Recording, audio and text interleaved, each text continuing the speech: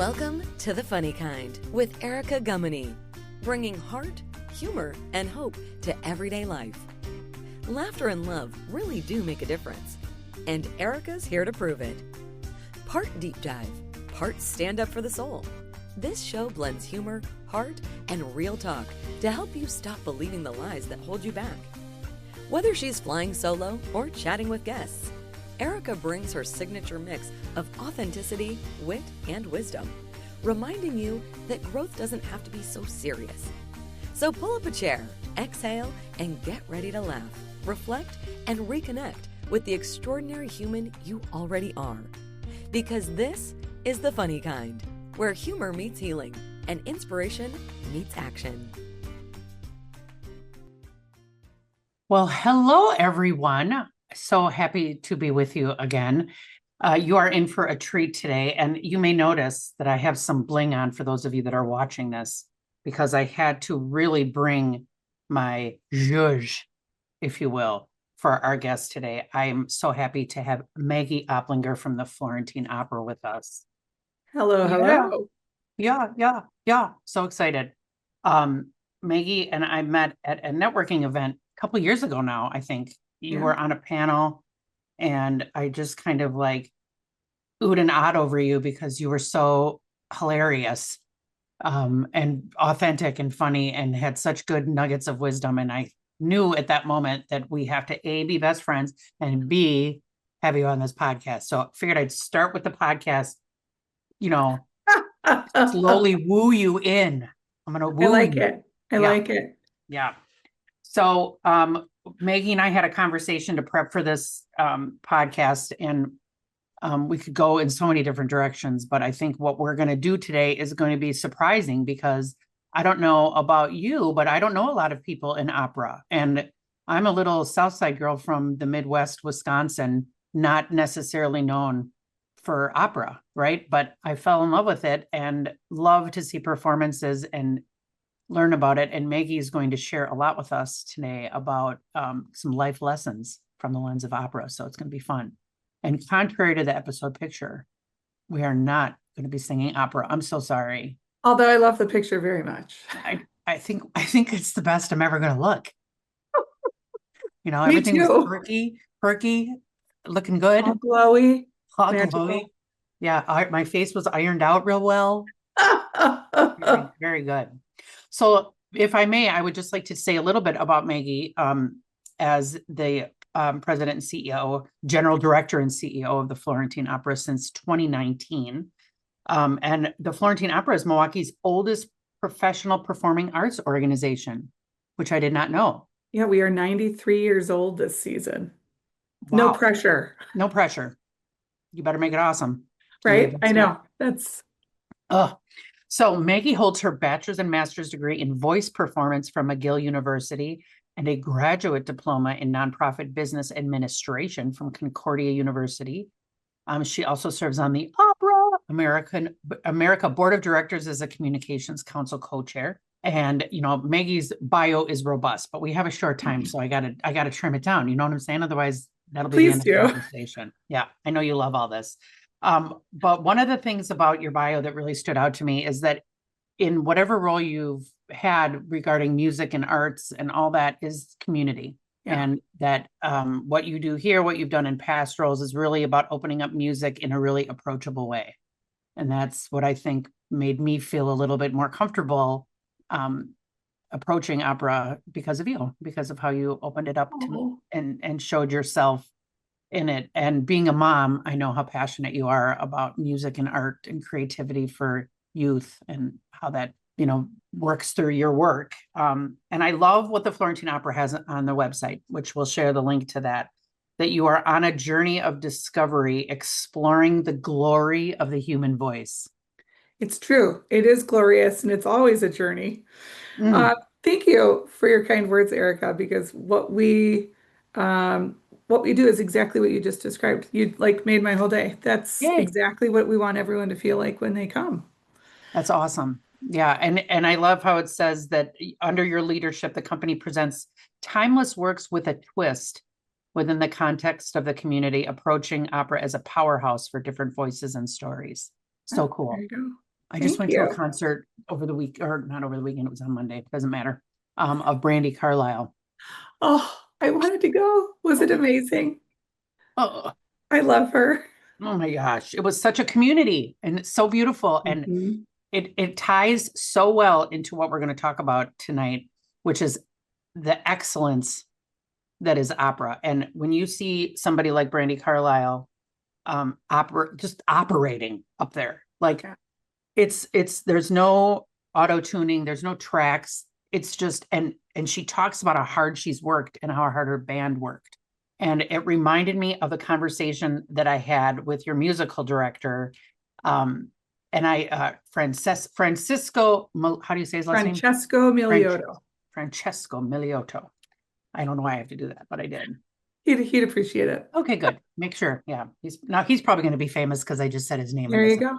You've launched his career. Yeah, but I had the pleasure of meeting him when a friend took me to an event that I got to sit next to him, and I asked him some awkward question, surely, about like, are you nervous? Or I don't know what silly question I said. And he was so confident. And he was like, I know this material better than anybody. And I was like, all right.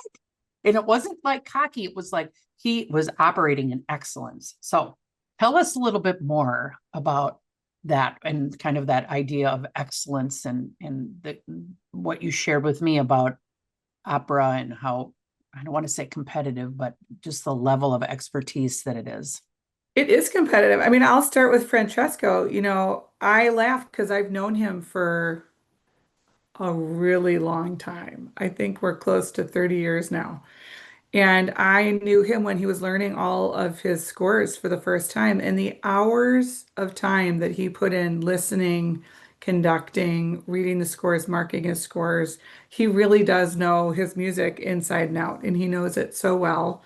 And he takes such pride in that depth of knowledge. And as musicians, I think in general, to get on stage and present something that you've learned and loved takes this enormous amount of humility Mm, and um, preparation and ability to just accept what's coming because stuff happens on stage. You can never account for everything, and that's part of the beauty of live performance. And mhm. sometimes the beauty of live performance is tripping on your skirt or things falling in the pit, which is like the worst. Um, But I think, we talk about being competitive to step onto an opera stage, just like Francesco. Everyone up there has studied for decades. I mean, Mm, this is not a short-term activity. And we had talked about how competitive it is. Our studio artist program, the Baumgartner Studio Artist Program, which we are so proud of, gets about 600 applicants every year. wow. And I was curious because when we were talking, I couldn't remember the stat off the top of my head. It is actually harder to get into a program like that than it is to get into Harvard or Yale. Our acceptance rate is about 3%. And that's kind of the studio artist programs nationally. Some of them are even lower. Wow. So when you think about the number of people going to, and people probably don't, going to university for opera as a major or doing opera while doing a different degree, which does happen with less frequency, and then doing your master's, and for some of them doing a graduate diploma, which is kind of in addition to your master's, not quite a doctorate to then try to get into one of these programs, which is a next big stepping stone, is still so hard. So these people who are taking part in these development programs are so skilled, they are so talented, and they work so hard. And I think that's the part we can lose sight of Mm, is it's not as easy as they make it look, right? That's the whole point. And yeah. the job is to make it look easy. We just had a performance with Zach Nelson and Michael Benworth, and they did a phenomenal job. And I actually said that to the audience at the end of the performance. I said, really wonderful artists make really difficult things look easy. And that's what they did. Wow. And that's something I think you can do not just in music, but it's something we have to hone to a fine point, you know? Mm, yeah. I've really been thinking a lot about this idea of excellence and how there's a difference between, I had this thought today. Tell me if this is vibing. Like there's a difference between excellence and hustling. Yes, And you know there what I is. mean? I Like, really do. I'm thinking of one of my kids, and I will not name them. Big hustler, big hustler, low output. I think hustling. And I that is no shame on the hustlers because I think we use that today to talk about the people who are working multiple jobs to pay for their passion or to pay for their education, and that's just what we have to do today because the world's mhm, a tough place. I do not throw shade in that regard, but when I hear that, we had also talked about excellence versus perfection. yeah, I think yeah, excellence is a zone. And I would actually put a strong brick wall between hustle and excellence because if you're hustling and really efficient, you're pushing into that excellence and you're making it happen. If you're yeah. hustling and you're inefficient, you're treading water. You're not going anywhere. And Mm, that exists in every field too. That exists as kids, it exists as adults. And the sense of striving for perfection, I think, can freeze all of us in our footsteps. And if you do that on a stage and you get all caught up in listening to yourself, I had a teacher in Montreal who would say, if you're listening, who's singing? And she was this very gruff mm. woman, and I adored her very much.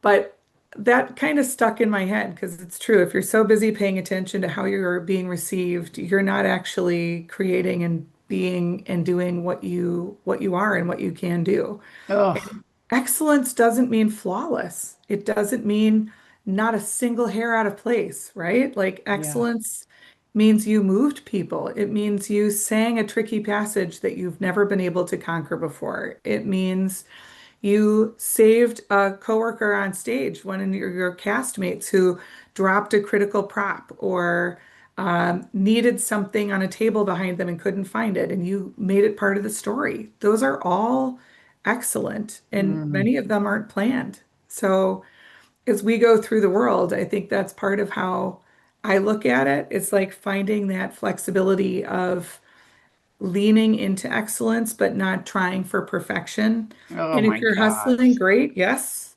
Like I think we could all use a little bit of that, but Yeah. that's the magic place. Oh, I love that. So many quotables you just gave right there. You've become reelable, like Ooh, ooh. REEL. I just made that up just now. Happened live.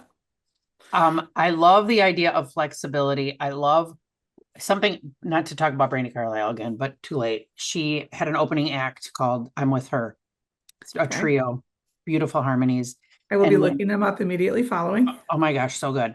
And they came up and sang a Coat of Many Colors with her, Oh, ironically, um, the day before Dolly passed away. So I was like, oh my gosh, it was so amazing, so beautiful. It was like, I felt like once it came out that she had passed, I was like, wow, it was like she was ushering her into heaven, singing this oh, song. These four women singing the song. Oh my gosh. Anyways, Brandy was saying how she was complimenting these three women with such authenticity, not like reading a bio. It was like these three women challenge me. She said, they scare me. ooh, I love that. I know because they're so good. And she said they're so precise. And I was like, I wish Maggie was with me right now because it's what we were talking about. Like when you are operating in excellence, other excellent people inspire you. You don't Yeah. want to destroy them. Yeah. Well, and I think that's true about like even the repertoire. So I'm thinking of a moment when I worked at the symphony. One of my favorite things I did there was running the salons. And so these incredible, world performers would be in someone's living room warming up on the piano. And I started as a pianist, and I'm a solid pianist. I am probably not even that anymore. I was never like phenomenal. I was just very good. And at a certain point, very good isn't going to cut it. Um, and I was obsessed with this Rachmaninoff piece. And I was doing a salon, and Joyce Yang, who is hilarious, like she's Brandy Carlisle level cool. I want to have dinner with her. Mm-hmm. Um, Pianist was warming up, and she started playing this piece, and I almost fell over. And she, I think, used it as her encore. And she turned around on the piano. And this is kind of what I believe music should be. She turned around on the piano bench and looked at the crowd of like 60 to 80 people and goes, "This is one of my favorite pieces and it scares the crap out of me."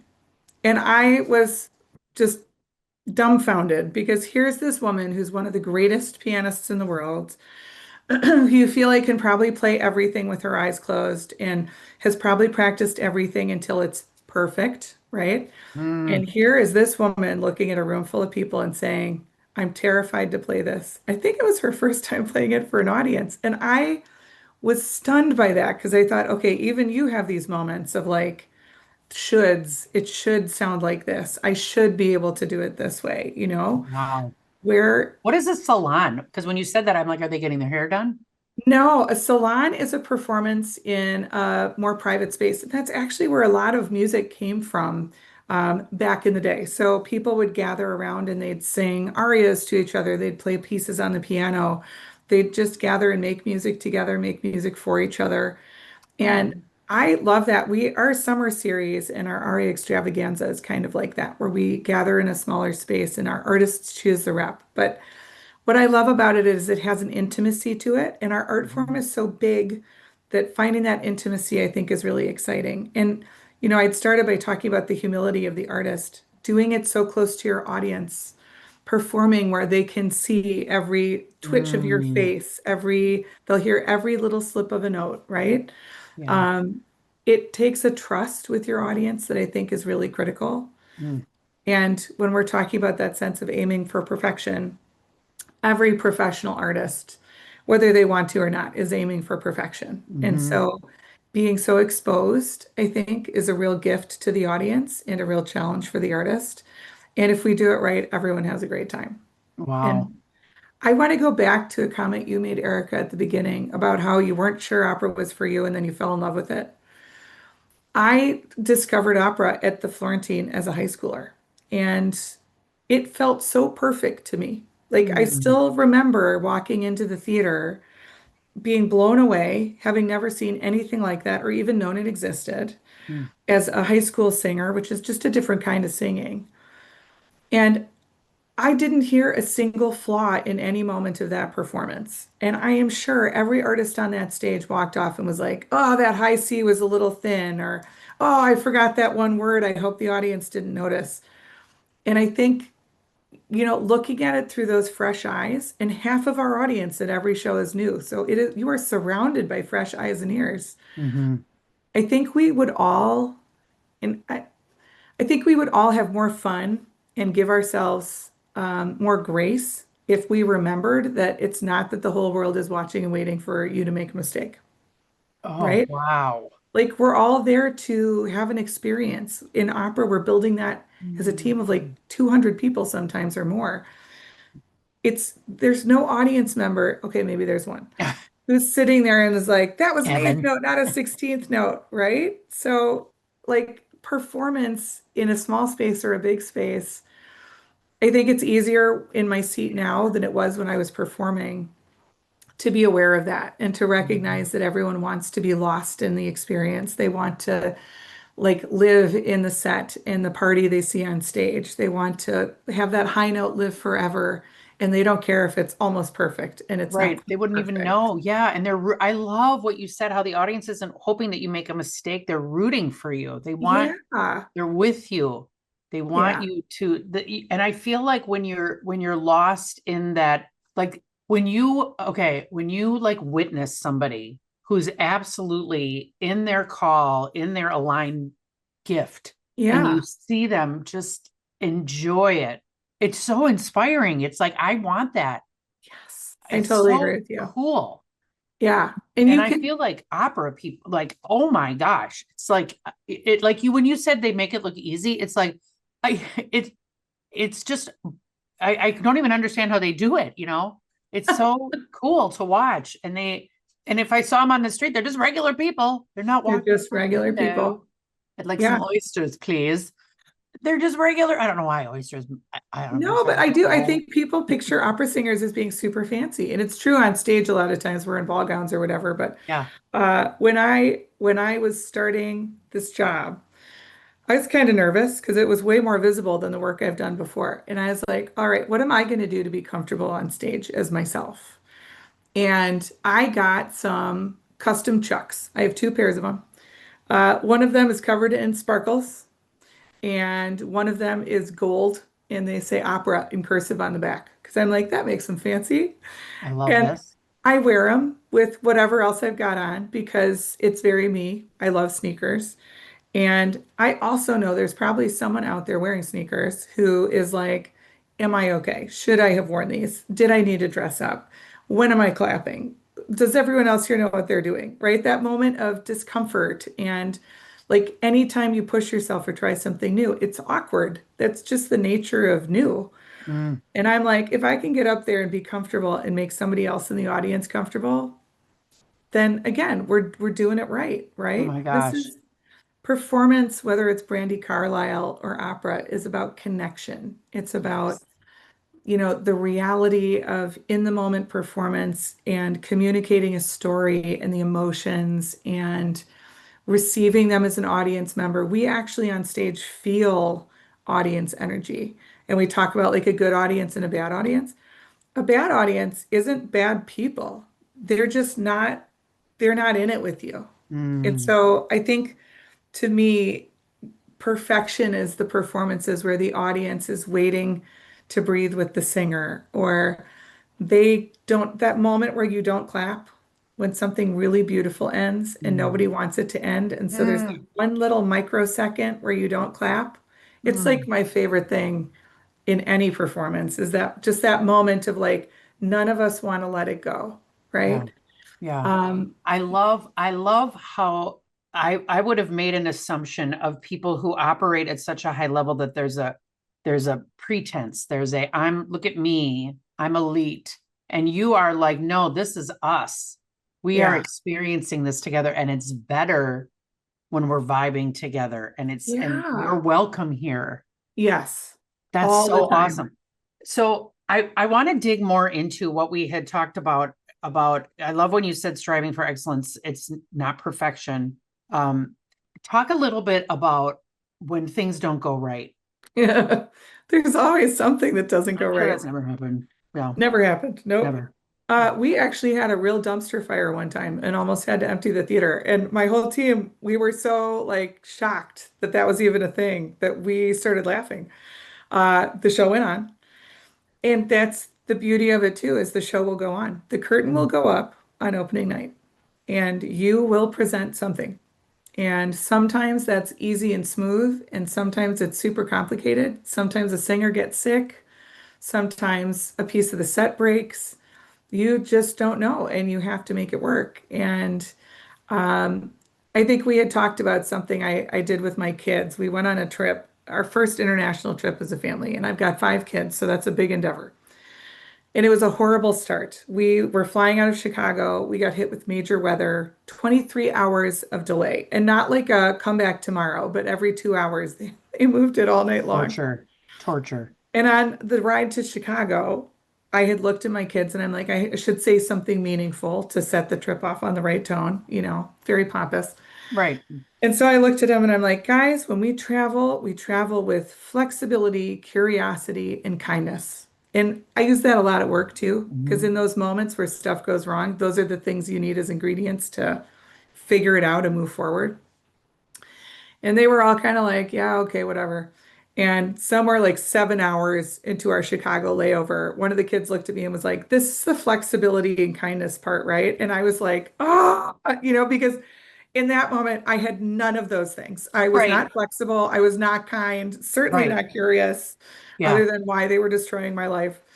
And it's this again, it's like whether it's my family in an airport or us building these incredibly complex shows where, we did a show, and I will not tell you which one last season, where we never got the chandelier for the set.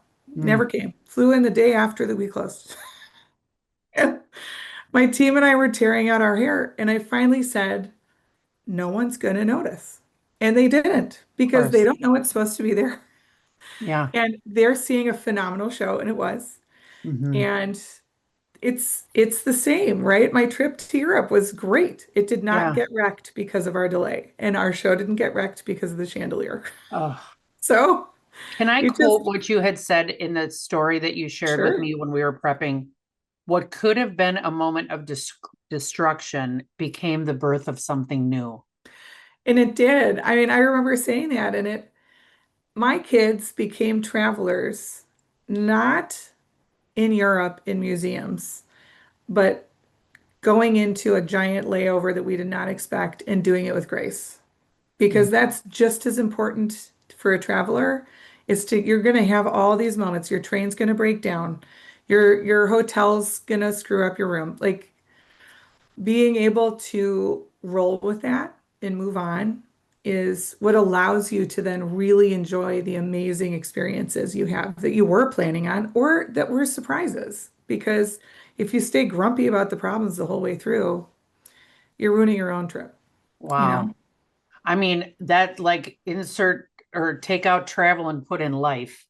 100%. Wow. It's like so excellence over perfection. And I think something else is like being around like excellence brings excellence. Yeah. Oh, and grace, or what'd you say? Confidence or curiosity, flexibility, and kindness. There you Curiosity, go. flexibility, and kindness.